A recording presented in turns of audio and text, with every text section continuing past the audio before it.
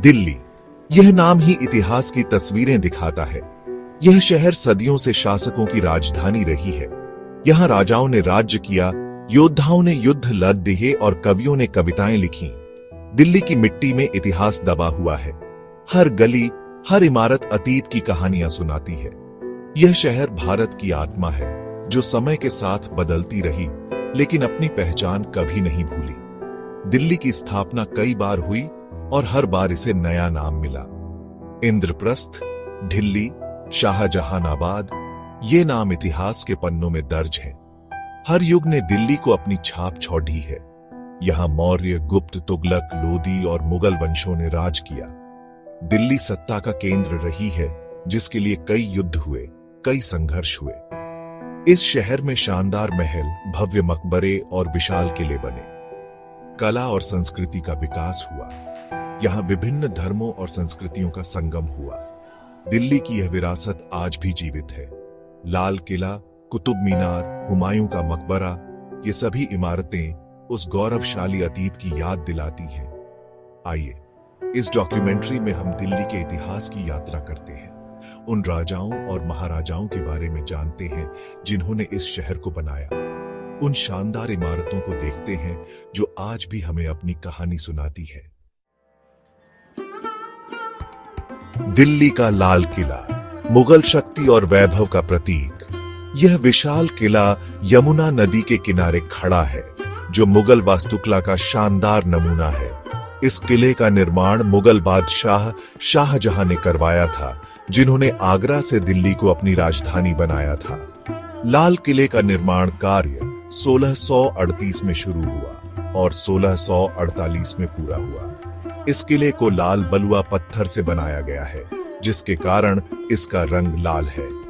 किले के अंदर कई इमारतें हैं, जिनमें दीवाने आम, दीवाने खास, रंग महल और मोती मस्जिद शामिल हैं। दीवाने आम वह स्थान था जहां बादशाह जनता की फरियाद सुना करते थे। दीवाने खास में बादशाह अपने दरबारियों और विशेष मेहमानों से मुलाकात करते थे।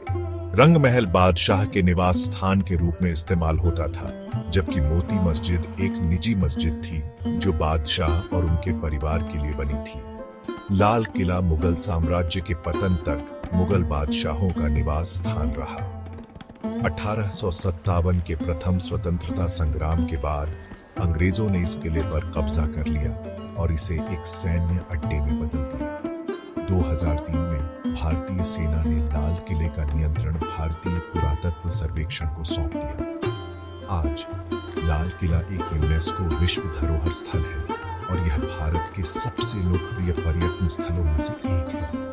यह किला मुगल स्थापत्य कला का एक उत्कृष्ट उदाहरण है और यह भारत के समृद्ध इतिहास और संस्कृति का प्रतीक है। दिल्ली के दक्षिण में स्थित कुतुब मीनार भारत की सबसे ऊंची ईंट निर्मित मीनार है। यह 72.5 मीटर ऊंची मीनार दिल्ली के सबसे प्रमुख ऐतिहासिक स्थलों में से एक है।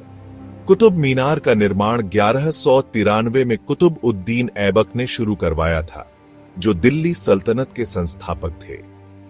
मीनार का निर्माण कार्य कुतुब उद्दीन ऐबक के उत्तराधिकारियों इल्तुतमिश और फिरोज शाह तुगलक ने पूरा करवाया था।